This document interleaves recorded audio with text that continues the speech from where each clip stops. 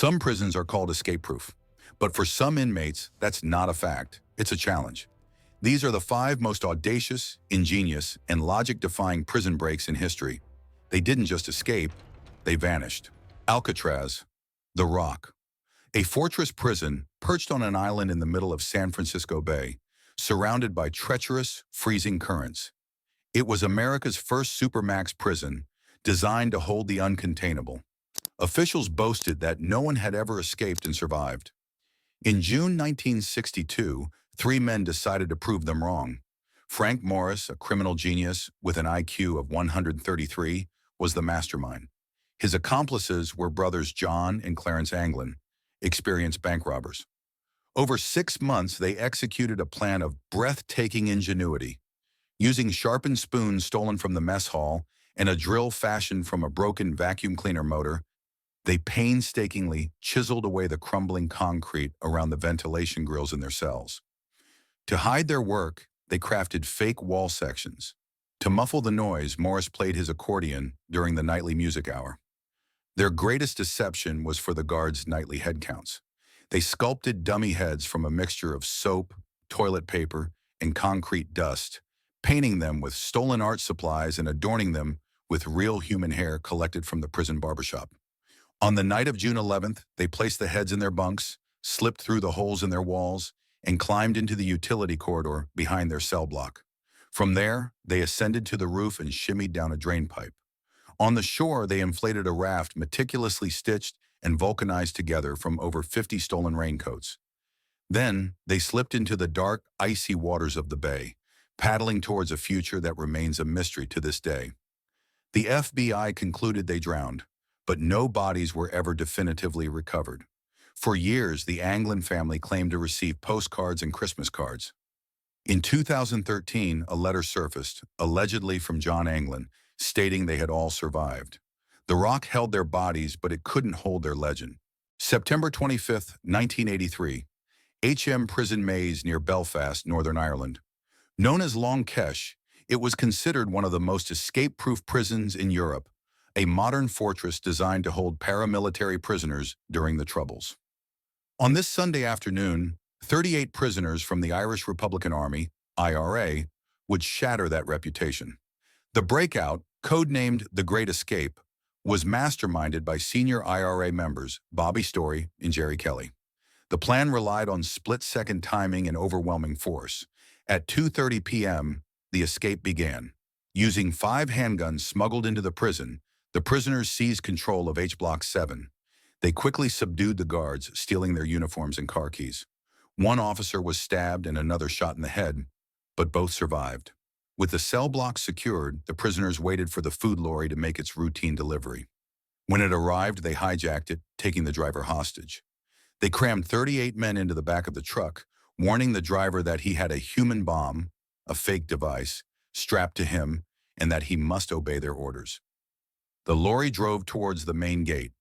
The plan was to pass through the series of gates and checkpoints posing as prison staff. They successfully cleared the first gate. But at the main gatehouse, the sheer number of men arousing suspicion, a full-scale battle erupted. The prisoners poured out of the truck, overwhelming the guards. In the chaos, some prisoners ran for the outer fence, while others carjacked guards. 19 of the 38 escapees were captured in the immediate vicinity, but 19 others melted away into the countryside, sparking one of the largest manhunts in British history. Some were eventually recaptured over the years, but several managed to escape to the Republic of Ireland, the United States, and beyond, never to be returned. The Maze escape was a massive propaganda victory for the IRA and a humiliating blow to the British government.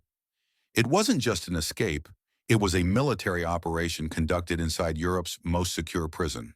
March 24, 1944, Stalag Luft III, a German prisoner of war camp designed to hold captured Allied airmen. The Luftwaffe command considered it escape-proof. The barracks were raised off the ground to prevent tunneling, and the camp was built on sandy soil that was bright yellow, making it easily visible on dark uniforms and difficult to shore up. The Germans were wrong.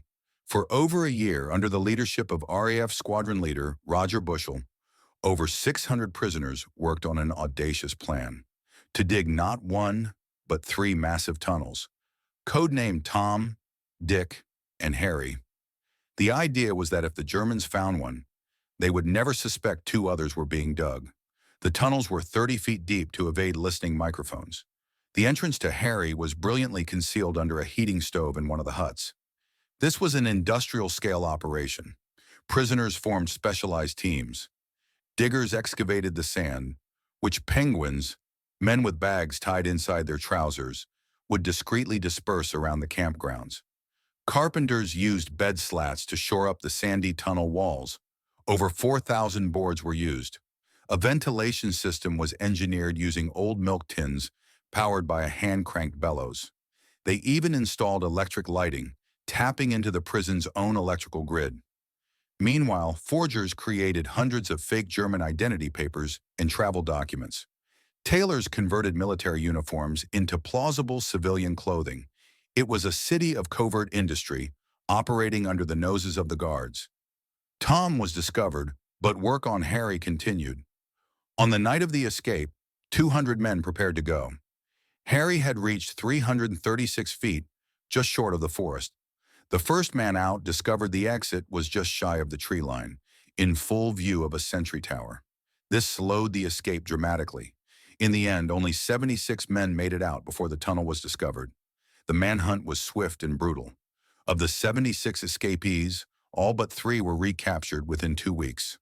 Enraged by the escape, Adolf Hitler personally ordered 50 of the recaptured men to be executed by the Gestapo, a flagrant violation of the Geneva Conventions.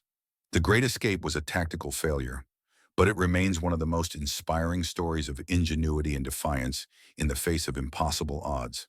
December 13, 2000, the John B. Connolly Unit, a maximum security prison in South Texas. Just before noon, 7 inmates launched a meticulously planned and brutally executed takeover. The group's ringleader was George Rivas, a career criminal serving 18 consecutive life sentences. His crew were all violent, long-term offenders.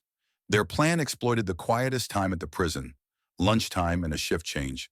They targeted the maintenance area in the back of the prison. One by one, they overpowered and restrained civilian supervisors, prison guards, and other inmates, locking them in a storage closet. They moved with chilling efficiency, using the stolen uniforms, keys, and IDs to impersonate staff and answer phone calls to maintain the illusion that all was normal. The final part of their plan involved taking over the guard tower at the back gate. One of the inmates, disguised as a civilian electrician, called the tower guard, saying he needed to install monitors. When the unsuspecting guard let him in, the rest of the crew rushed the tower. They stole a cache of weapons, including pistols, shotguns, and an automatic rifle, along with ammunition. Now heavily armed, they drove a stolen prison maintenance truck to the back gate and held up the guards. At 12:30 p.m., less than 30 minutes after their plan began, the Texas 7 drove out of the prison.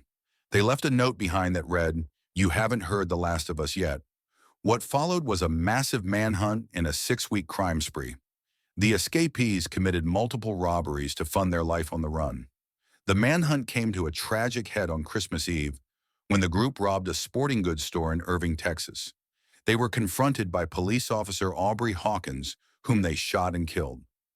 The murder of a police officer turned the manhunt into a national priority. The gang was featured on America's Most Wanted. On January 22, 2001, they were finally cornered at a trailer park in Colorado. One member killed himself rather than be captured. The other 6 surrendered.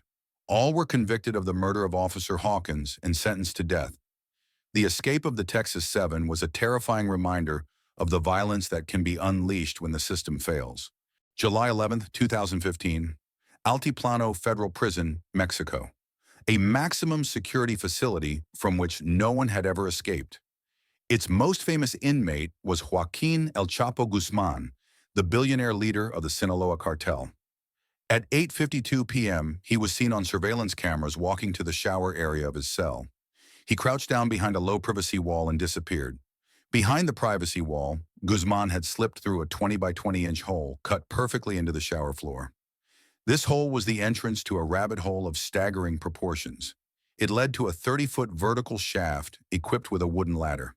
At the bottom of the shaft was the beginning of a tunnel, 1 mile long, that led to a half-constructed house in a field outside the prison walls.